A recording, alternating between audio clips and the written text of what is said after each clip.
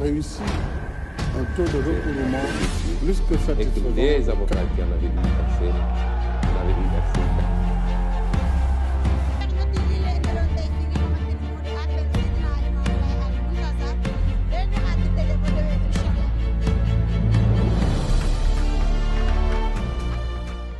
dëgg la suma parti man FSD/BJ la tudd am naa coalition waaye wax dëgg yàlla yéene bi ma am ci Sénégal ak xol bi ma am ci Sénégal dama bëgg doomu Sénégal bu nekk gëm ni parti Cheikh Bamba Dieye mooy Sénégal ittey Cheikh Bamba Dieye mooy Sénégal coonay Cheikh Bamba Dieye du dara lu dul sàkki pexe yu dagal ngir jariñ yëkkati yokk yaatal xéewal boo xamee ni bu wàccee ñun ñëpp dinañ ko bokk ba doom yi ndey yi baay yi rakk yi mag yi ñëpp gis ci seen bopp te ñëpp yëg ni fonk nañ leen te ñëpp yëg ni am nañu itte ci ñoom sama sëriñ bu baax boobu di suñu xalif yal na yàlla bàyyi ko suñu kanam bu yàgg day wax ju am solo ci lépp lu mu sumb mu Cheikh Mountakha Bachir day wax mbokki taalibe yi ni bu mu laal suuf kon yéen samay mbokk yéen samay militant yéen doomu Sénégal yi xam leen ni bis bu ngeen ma joxee seen réew mi bis bu ngeen góorgóorloo ba jël Sénégal tekk ci sama loxo wallahi éducation Sénégal du laal suuf solidarité boo xamee ne dina tax doomu Sénégal bu nekk yëg boppam ci réew mi du laal suuf ndax am na lu mat 1 million ba 1,5 million borom kër yoo xamee ni bu ñu anee duñu reer te seen loxo jotul seen digg gannaaw mu wóor ni leen ni bu ñu jëloon ci 7000 milliards yi ñu am suñu budget 700 milliards dina tax 1,5 million familles lu mu bon baa lu ko yées tuuti dinañu am 50 000 francs fukki junne chaque weer ci seen biir kër am réew boo ko bëggee taxawal ni ñun ñëpp ñoo bokk ndey ñoo bokk bàyyi alal ji fi nekk koom gi fi nekk xéewal gi fi nekk dafa war a yaatu ba sénégalais bu nekk gis ci boppam xam ngeen ni moos tey jii am kër jafe na metti na tar na te waajur wu nekk xam nga ñaata la weer ak luyaas di coûter jamono bi nekk man day dama leen di xamal ni diggante 300 000 logements yi nga xam ne déficit la tey jii ci réew mi war a doon 500 000 logements fii léegi 2029 2030 man de am naa pexe boo xamee ne dina tabax 100 000 logements ci biir réew mi yoo xamee ne dina permettre borom kër yi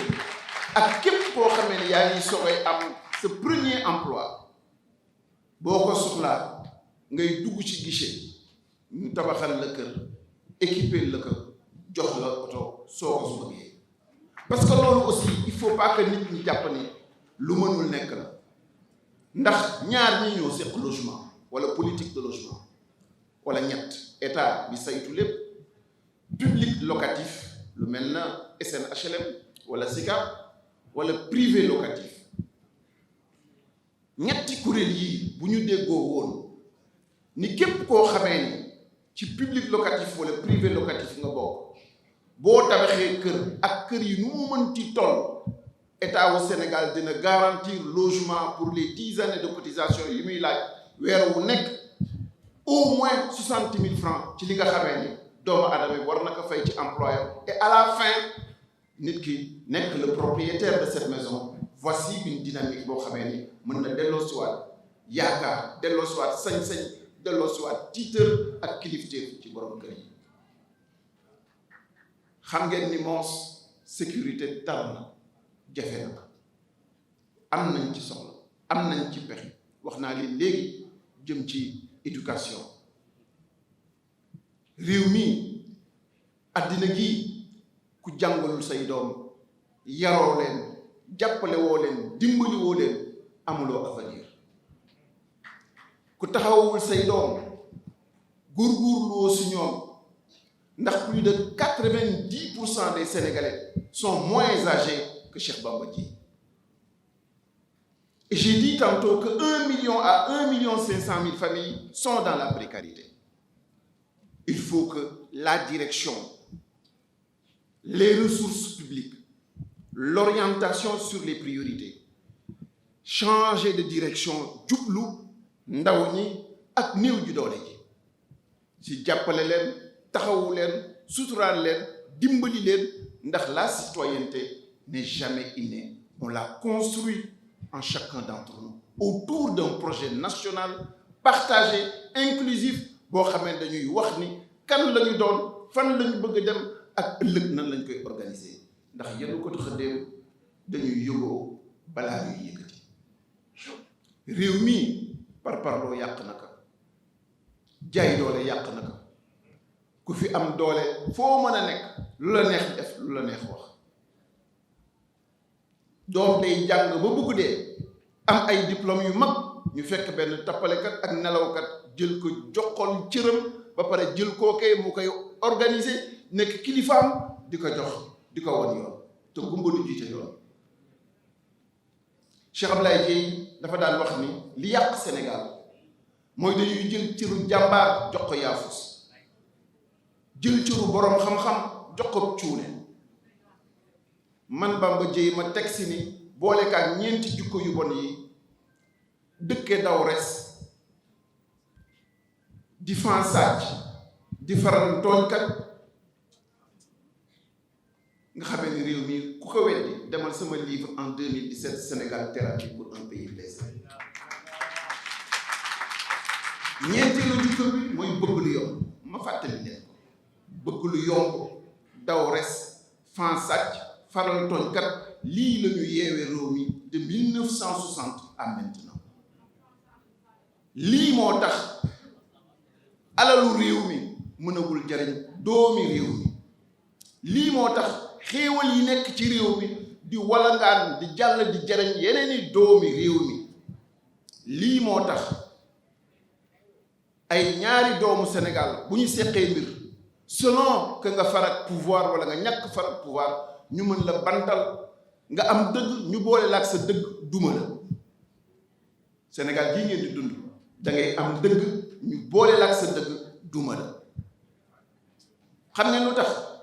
njiit lu matali Cheikhina al Qadim dafa wax ni wa man tawassala bi waasilin wasal wa man tawassala bi aksifin fasal. nee na ku aju si ku mat dal di mat ku aju si ku des dal di des. mu misaale que ni ñaari jigéen a ngi nii dugg otoraay kenn ki jënd billet kenn ki sàggan ba brûlé bu contrôle bi jotee ci ku brûlé da koy wàcce doomam bu jotee ci ki fay biyam daf fay bàyyi ba gaar ba mu bëgg yam moom ak doomam. xool leen métaphore Cheikh Bamba bii nee na de ñaari xale yi kenn fayul dugg leen baax ñaari xale yi ñu boot kenn si ñoom fayul billet. matali kenn ki ñàkk faydaam bëgg lu yombam daw resam fan sàcc ak faral tooñkatam moo tax ñu wàcce wàlla doomam. keneen ka matam moo tax ñu bàyyi ko fa moom ak doomam. kon gars yi nañ daw wuti njiit lu mat. élection yii nga xamee ni wér nañu ni bon ba fi tey ndax Sénégal léegi kenn mënatul waat dara waaye wér nañu ba fi tey kii fi nekk président de la République di le président Macky Sall du ci bokk. war nañoo góorgóorlu ba élection bii bañ a doon élection par parloo ak acteur politique rek wàcc seen kanam yéen Sénégalais yi ni leen sama gaay yi maa ko yor maa ko man maay boroom alal ji maa am xaalis maa yor ndombo tànk yi maay ministre maay premier ministre maay député maay chef d'entreprise. ngeen gise kat alal bu dul jeex te mu wér leen ni ab ministre bu doon dund pendant 15 ans nekk ministre di fay 3,5 millions mënta am le centième ci li nga xam ne moom la gars yi di leen wan matin midi soir ci seen kanam ci seen suufu bët te ku la sàcc yàpp na la ku la sàcc du la liggéeyal ku la sàcc du la dimbali ku la sàcc du samp dëgg ci sa réew ku la sàcc amul la njëriñ ndax respecté wu la.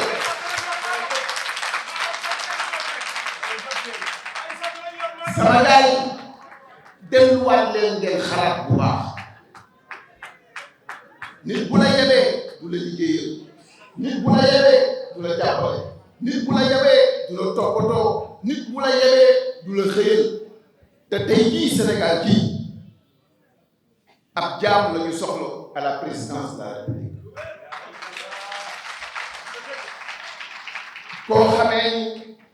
lu mu am bokk ak ñun te ñun sénégalais yi lu ñu am mu bàyyi ak ñun. koo xamee ni kenn du ragal loxoom ndax du dóor kenn du daan kenn, kenn du ragal làmminam ndax du saaga du xaste du wax lu ñaaw. pourtant de valeur boobu moom la Seydi Hadji Malick gàddu ba tey jii ñu sauver islam, sauver Sénégal, sauver jikko yi. valeur yooyu moom la Mawlana Cheikh Ibrahim gàddu sauver islam, sauver réew mi, génn ba sauver waale Nigéria. valeur yooyu moom la Limaamu Laay fii ci Dakar saxale fi dëgg ak jaamu yàlla, jël doomu aadama yépp sant boo mën a sant mu effacé pour lan justice, équité, inclusivité, participation.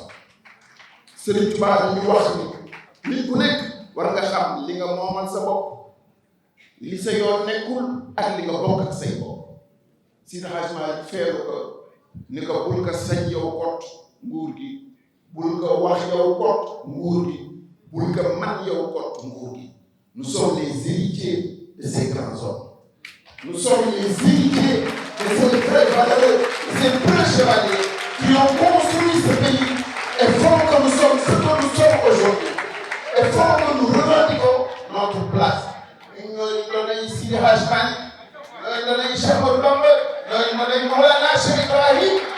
nous sommes Thiénaba, nous sommes Ndiassane, parce que taalibe lañu, doomu taalibe di citoyen te yéene jàmm réew. du ma gan ci politique de ndax maa ngi ci bëgg a mag nag léegi, maa ngi bëgg a bokk si ñi mag ndax FSDBJ 95 lañ ko formé. boobee ba léegi dox leen ci réew acteur politique bu am at yi ma am ci politique, dund politique ba pare te kenn dawagu ko ni ko yaa fi jël benn mètre carré. góorgóorlu leen, je relève le défi, aller partout, est en ouest, du nord au sud, de Saint-Louis à Kafountine, de Dakar à Kédougou, visiter chaque chapelle politique. gis leen koo xam ne depuis 95 mi ngi ci politique te dóorewul, daanewul, du wax lu ñaaw, du def lu ñaaw. te chaque fois que réew mi am rendez-vous historique, rendez-vous boo xamee ni ëllëgu réew mi mën na nekk en jeu, il est toujours dans l'humilité, présent et très décisif. Très décisif. man nag damaa ñor taat bi nga sa li indaale yow. man damaa ñor taat bi nga sa li indaale yow ndax ci école politique bu mag bi gën a mag ci réew mi ci fa laa génn. depuis mon enfance ba ma nekkee ndaw ba léegi dama am kilifa mooy yar dans la dureté, dans la discipline et la rigueur. mosuma may dara Cheikh Ablaye ak metti na ma la woon di yare, mosuma may dara parce que bis bii moo taxoon. dafa mos exigeant ci lépp lu may def ngir bis bii. dafa mos a taxaw am fulla am fayda ngir bis bii ndax xamoon na ni école politique bi mu am qui est une école spirituelle comme le disait l'honorable Grassi, dafa war a nekk un terreau fertile pour l'éclosion des élites de la République, des serviteurs de l'État et des serviteurs des Sénégalais. xam ngeen Cheikh Baye la nga daaw di wax dafa ni politique ñaar la, politique bu defal ak politique bu defal. nee na politique bu defal mooy ma seqal sëñ Babacar Diop mu may ma xaalis man la jariñ man la defal mooy mu jëf dara lu sell ci réew mi loo xamee ni ki ma contre dina si jariñu ki ma bëgg dina si jariñu ki ci yoonam nekkul sax dina si jariñu. Et c'est cette nouvelle politique, cette nouvelle vision du développement qu'il faut installer et imposer dans notre pays. waaye yéen bu ngeen amulee sécurité ci seen biir kër amuleen sañ-sañu wax li ngeen gëm amuleen sañ-sañu participer ci seen réew mu mel na ni dañoo stratifier les citoyens selon le clivage, selon l'appartenance ou non, selon le fait qu'on est plus ou moins éloigné du centre du cercle, on a tous les droits ou on n'a rien du tout. Ça, c'est pas un état de droit. Loolu du Sénégal de loolu du dara te man li ma gëm mooy kiñ naa ko ci Magu Borom Tuubaa ni bu leen yàlla wëlbatee ba ngeen jox ma ko fal ma doon seen président de la République wallahi bis boobee di ngeen xam ni yéex ngeen lu tax defoo leen ko woon nit ñaa ngi leen di wax transparence te xamuñ ko mënuñu ko jëfe nit ñaa ngi leen di wax reddition des comptes mosuñu ko jëfe ci seen dund ñaa ngi leen di wax la patrie avant le parti mais bokkul ci seen politique. Chaque propos, chaque acte que je vais poser depuis ba ma tàmbalee ci politique ba fi tey jii bu ko wetti demal lan nga laaj leen ba may ñëw dama leen wax ni leen alal yi kenn du ko ngéntee kenn du ko caaxaane ñenn ñi dafa ni damay foofu waaye dañ leen laaj ab tubaab si yoonu nekkul sax sàggal na di jël ci feeraayu confédéré man maa ko porté plainte chez le procureur am na fa weer yàlla ci kaso te tubaab bi kat ñoom ñoo indi seen xaalis defar confédéré du alal dara ndegam alal di ñuy jox ñoom muy aide gratuite laaj intransigeant ba ku si jël loo ci war a jël ma li jënti ak yow sama tumaat alal du Sénégal.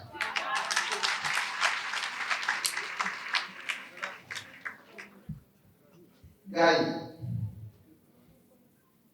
si le Sénégal vous intéresse, si vous voulez rompre avec le processus de déchéance politique ou politicienne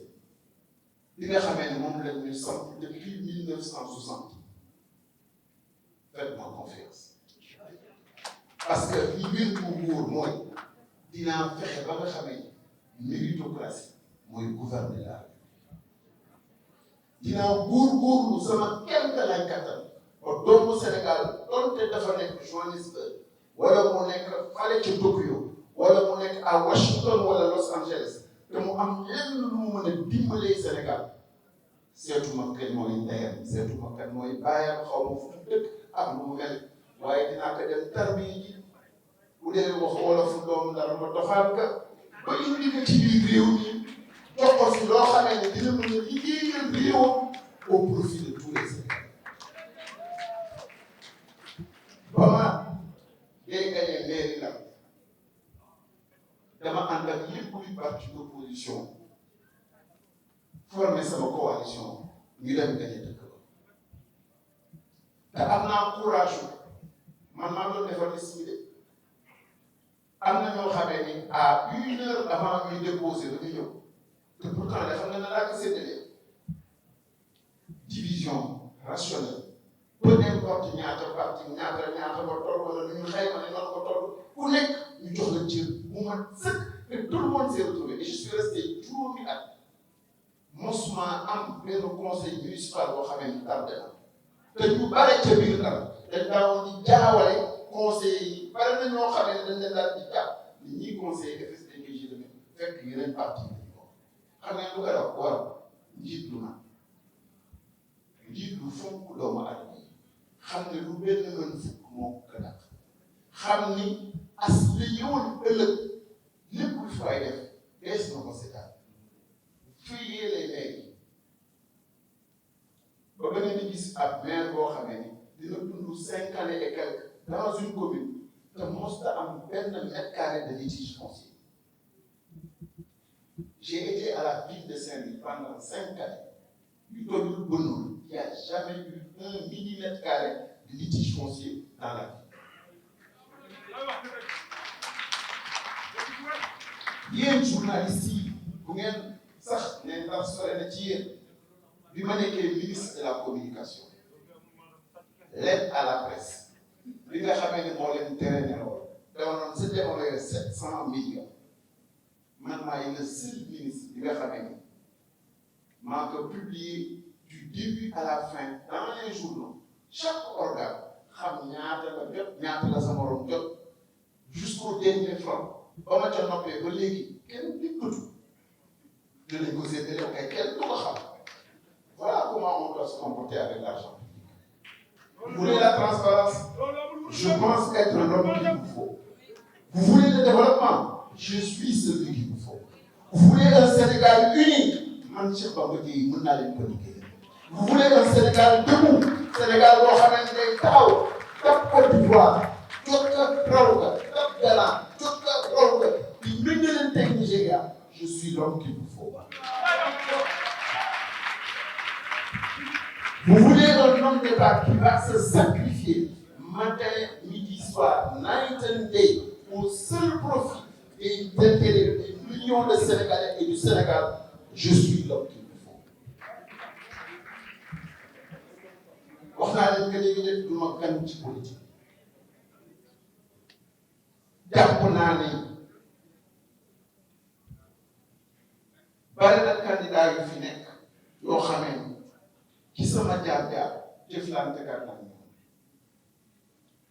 am na suñu bare ñoo xamee ne nekkoon nañu ci tolof-tolof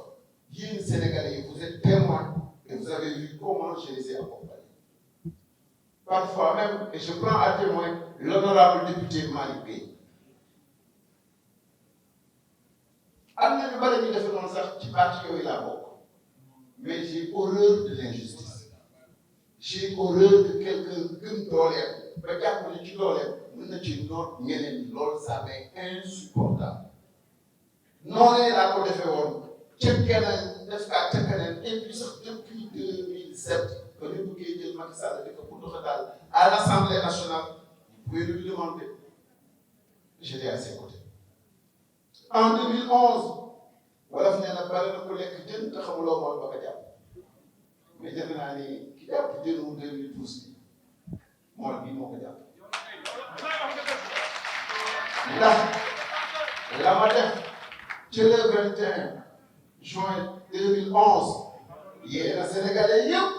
ba ñu takku taxaw ba affaire ba ñëwee ca élection présidentielle ba ñu imposé bi l'alternance ku mu jaaxal tamit j'ai estimé devoir répondre à l'appel du président de la République si dialogue national la ma sa yóbbuwoon mooy man jàmm laa bëgg mais jàmm boo xamante ne lalu ci dëkk bu ñu ne Massamba ak Mademba nañu li jëm ci pour ñu bokk ak bu ñuy réew mi dee benn ñun ñëpp ñu bokk ko ma xuj jëm ñu wet ka sa côté ba war nañ ko dem jëli làqat ci comme ni ñu làqatee pour Massamba ak Mademba pour ma xuj bokk loolu bu ñu ko defoon kon amaana tey jii du ñu am problème yi ñu am mais je demeure convaincu que j'ai parlé pour le peuple sénégalais. J'ai parlé pour chacun d'entre vous. Je ne voulais pas agresser le président de la République ni lui manquer de respect et jamais je ne lui manquerai de respect. Mais j'avais estimé que le moment était suffisamment grave pour qu'on ouvre ses yeux sur l'impérieuse nécessité de parler avec les Sénégalais et d'agir dans le sens de l'intérêt des Sénégalais.